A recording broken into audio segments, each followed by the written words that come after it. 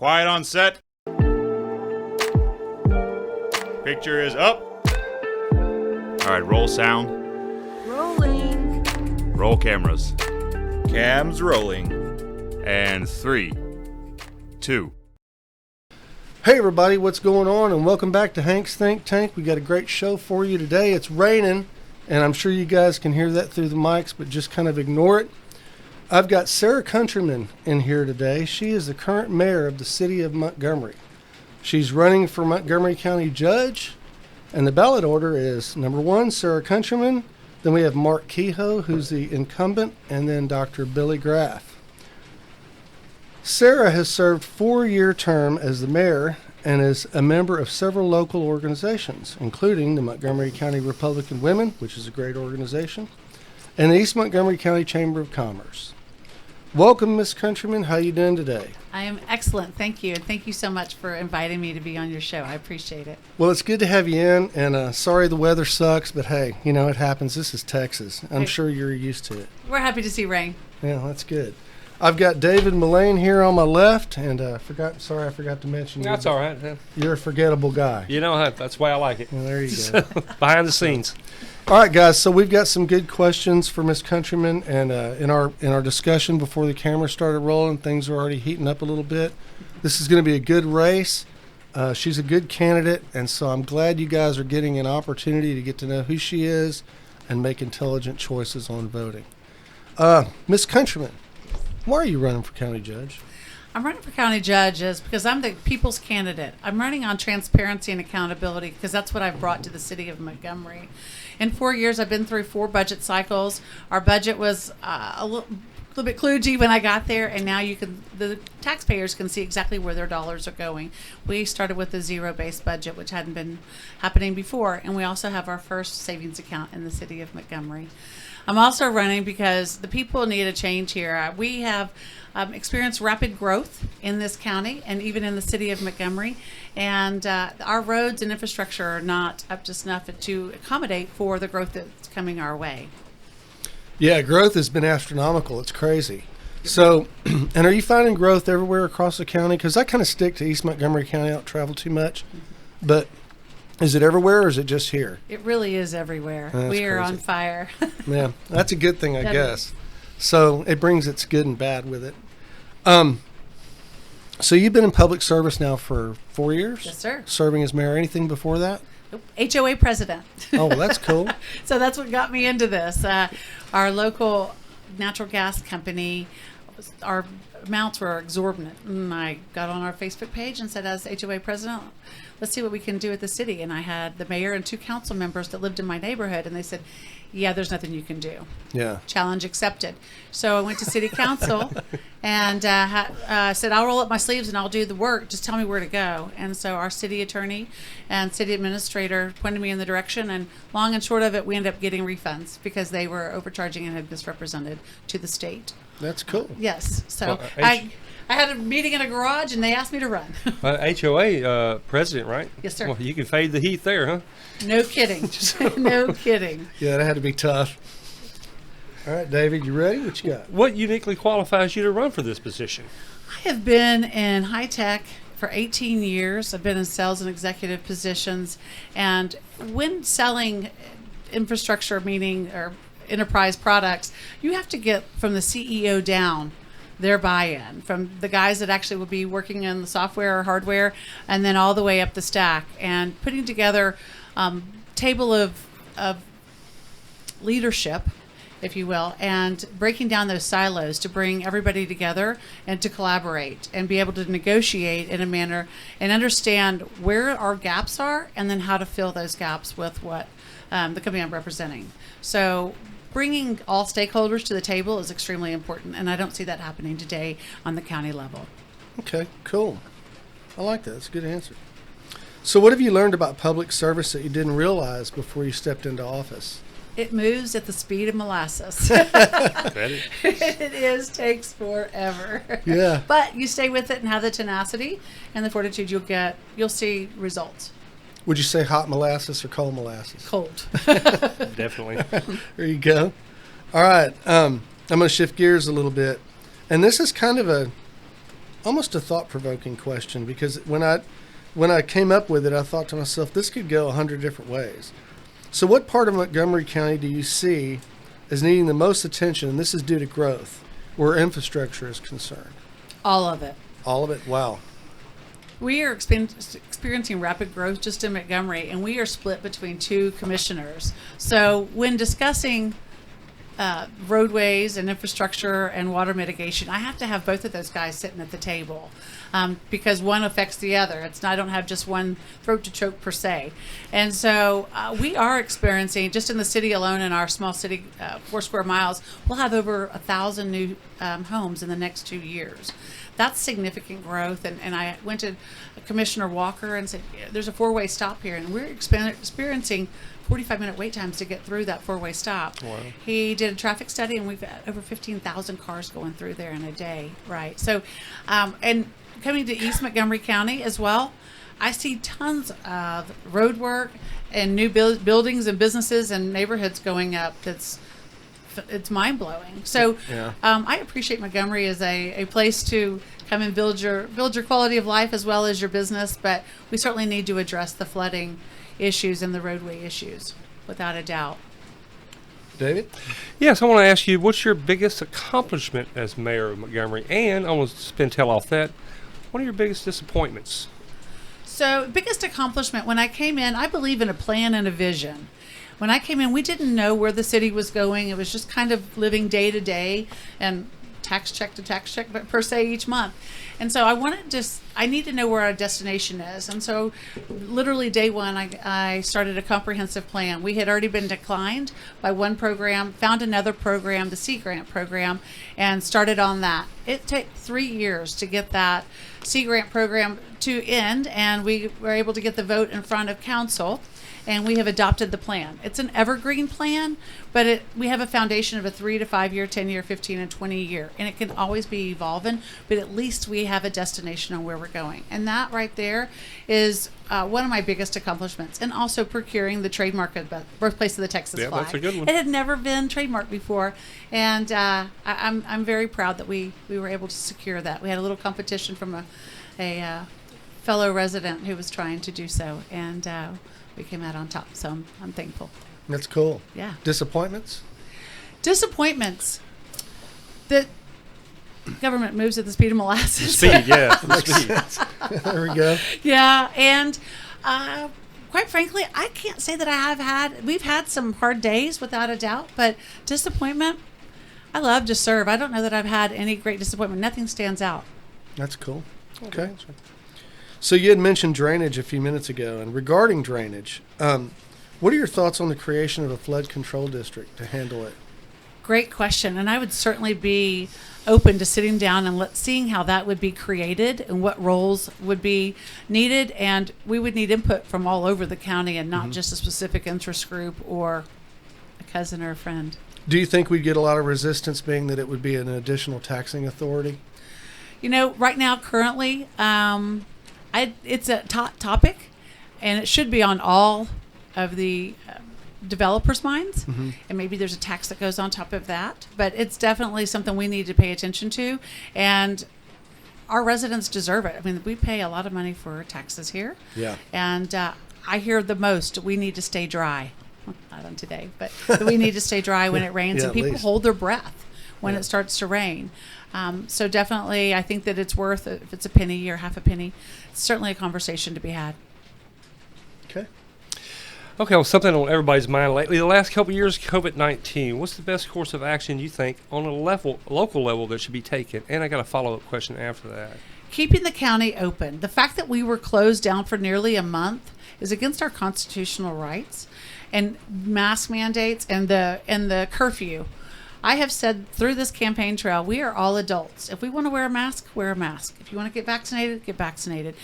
But do not tell me that I have to be home by 11:59 p.m. And it was even stated in a debate that the good people would already be home. So not only were winners and losers picked, but also good and bad people were picked by the current county judge.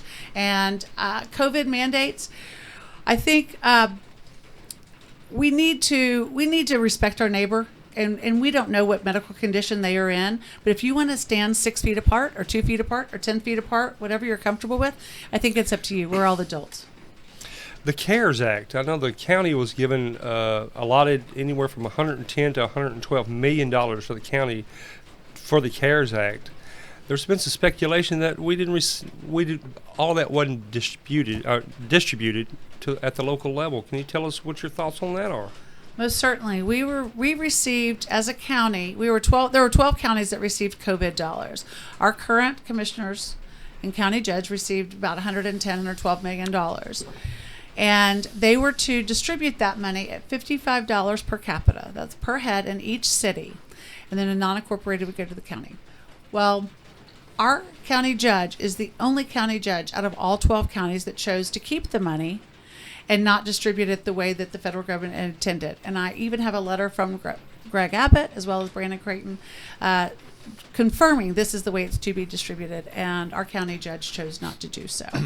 Where the money went is a great question. Did it go to the $500,000 medical tent that's been erected once? Is it going to $26,000 of storage units? There's only 2 of those, so it's $13,000 a month. Where we are, for 2 of them, that we are paying for to house PPE. And PPE has a shelf life, and we're going into year 3. My understanding the shelf life isn't 3 years, it's less. So Yeah, I wouldn't think so. Right. Yeah. So forklifts and trucks were purchased, and I believe that there is money being plugged into the current budget that was not, the monies weren't available. And even Mr. Keogh has stated, well, we don't know where we get the money, we'll figure it out. And his own staff, the county attorney, the auditor, who's a CPA, has stated there will be a potential $40 million plus clawback because monies were spent incorrectly. Now tell everybody what a clawback is. We will have to pay the federal government back $40 million plus for monies not that were spent that were not allocated properly according to the CARES Act fund and how they wanted those distributed. And where would those dollars come from? You and I. Yeah, because I know that when the government gives you a city that much money, or a county, they're audited of that money. And obviously, if you don't spend it, you have to give it back, or spend incorrectly, you can face a little bit of trouble there. That's right. So CARES Act money was to be given without any recourse. You just had to show that you had expenses, and we were allowed at the $55 per head, and that was all that was requested and required. Yes, I showed that we had expenses of about $15,000, but that was just in the first 6 months of COVID. Now going into year 3, clearly we've had more expenses, and that would have certainly been beneficial to the city. And now it's put on our taxpayers' back because he did not distribute the money as according to the federal government. And you think you want to plug a deficit, you said? Absolutely. And did you do some sort of information request to see where that money went? Yes. How was you met with that? I've been watching Commissioner's Court, and he'll say, I just don't know where to get that, or we've got money from CARES Act money we can use. Interesting. Go ahead. I know we received other funds from the American Rescue Plan. Tell us a little bit about that, and where do you think that went? So those ARPA funds we received, I believe total is about $220 million, and it's being spent on, again, forklifts, and some of it's sitting there waiting to be spent. You said $220 million? Totally, between COVID and ARPA funds. Okay, gotcha. So they're not being spent. The spending in this county has gone rampant and awry, and we are not spending within our means and using federal dollars to plug into our budget. The lack of our means is not what I believe the taxpayers would want, and that's definitely not transparency and accountability. Gotcha. Okay. Okay, so if you're elected, how would you communicate with individuals in the county, and these are individuals, the average voter guy, regarding the ongoings in the county and Commissioner's Court? How are you going to stay out front? So I've been committed. Number one, the agenda in Commissioner's Court will be much more transparent than it is today. There's about 21 or 29%, Mr. Graff has the number, that's business being discussed out front in front of the voters and the taxpayers. Most of it is being conducted on the consent agenda, which means there's no I have not seen supporting documents on on the consent agenda, and there's no discussion in it in Commissioner's Court, which to me means there's been backroom deals or behind the door meetings. I believe, and I run the City of Montgomery City Council meetings this way, every bit of information with plats and bids, all the taxpayers should see those. So taking stuff off the consent agenda and putting it out front for discussion, whether it be a minute or if it's an hour. But I think the taxpayers, if they have a question, they should be able to go to the website and see what the discussions happened and how this was voted upon. Number one. Number two, holding town halls. I think it's important that the taxpayers see your face and you be able to take questions from the taxpayer themselves. I know currently the county judge is, we are paying for a security guard because he wants some buffer between he and the taxpayer because they make him nervous asking questions. That is not what I would do, and that's not a good use of money. Putting together the leadership. I want to have leadership in each part of the county, school board, leadership in city councils, leadership in the chamber. All of us come together and make sure we're all on the same page. I know Judge Doyle used to do that, and I think that that's a great best practice, and I want to emulate that as well. Okay. And so you implemented a zero-based budget as mayor of Montgomery. Would you bring that same zero-based implementation into the county as well? 100%. Okay, great. And can you explain a little bit about what a zero-based budget is, just for the people that don't know? Definitely. So that's where you start at zero. You don't look at your budget and say, okay, we got $500,000 this year. Let's do a 10% uptick. And then we figure out ways to plug in to meet that budget. What you do is you start at zero. What are our costs, our hard costs? Okay. And then what do we expect if there's any growth coming up? What do we expect that to look like? Now let's go look at what our potential budget is and how does that fit in? So it's building it from ground up. Okay. Seems like the smart way to do it to me. Well, let me ask you a few questions here. First, explain to our viewers out here that, when they say county judge, obviously the word judge comes into effect. You're not a typical judge. You don't sit behind a bench and dispense, rulings. Dispense justice. Dispense justice. But justice. No. Countryman. That's what I'd like to do. Is Yes, today's dispense on justice. There you go. That sounds exciting. Justice at all costs here. Tell us what the judge does of the county. The county judge is similar to the mayor. It's public policy and it's budgeting and it's ambassador for the county as well as keeping an eye on infrastructure.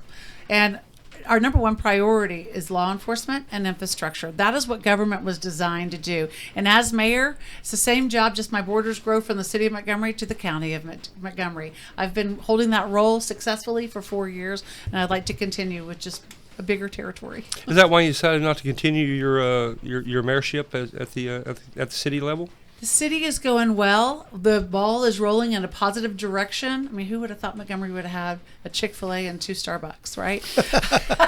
Of all things. Well, they know now. Two Starbucks? And they're across the street from one another. They usually are. It's crazy. So the city's going in a good direction, and I was tapped on the shoulder by some concerned citizens about 2 years ago. Would I be interested? I don't know. I didn't really have the desire to. I hadn't really given it any thought, really. So, but I started paying attention, and the fire and fuel in my gut was over the COVID dollars and what happened there, and the absolute, I'll just say it, misrepresentation and quite out lies that happened. I thought I can do better than this, and I'm one of those people. Get out of the way. I'll roll up my sleeves and I'll get dirty. I'm not going to ask somebody else to do it for me, and I believe that we can do better. I know I can do better. I know I don't need the taxpayers to pay $73,000 for a personal driver since he's been criminally convicted of a DWI. He also received a brand new F-250 with that driver. We also paid for a patrol car that was totaled, and he also hurt an innocent civilian, and we had to pay for that. And then we've also had to pay for lawsuit judgments. That's on the back of the taxpayer. And quite frankly, I feel like he got preferential treatment. And he is to be processed the same way that everybody else has. I do not believe electeds have any preferential treatment.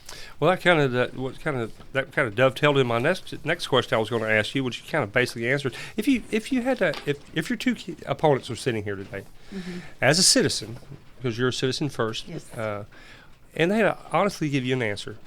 What questions would you like to ask each one of your opponents? So the current county judge stated in a Tea Party questionnaire that he had no regrets about his accident. And I would like to ask him, do you still have no regrets? And why don't you have any regrets? And do you think that it was handled in the best way, as if you were just a citizen and not the county judge? And your other opponent? Dr. Graff, I have really gotten to like Mr. Graff, but I'm curious as to why he's running. Is it because the current state of affairs in federal government regarding nonprofits? I know that the funding is getting tighter and tighter, and do you need a job now, a steady income because of that happening? Interesting. So I have a question. Do you have any plans, if elected, to consolidate any of the agencies within the county? Great question. I would need to look at the budgets, and I know that everything has been completely siloed in the county. I've talked to a lot of county employees as well as electeds, and there's got to be a way that we can break down those silos and collaborate together.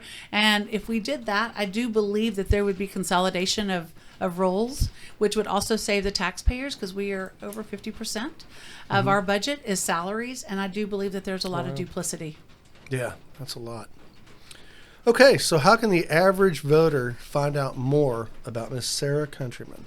So www.countryman4countyjudge.com or Sara Countryman for County Judge on Facebook. And I respond to all of the questions myself, and would be more than happy to have phone conversations. I've had quite a few of those already. People are just curious and wanting to know more. I will never hide from the taxpayer, because at the end of the day, that's who I serve.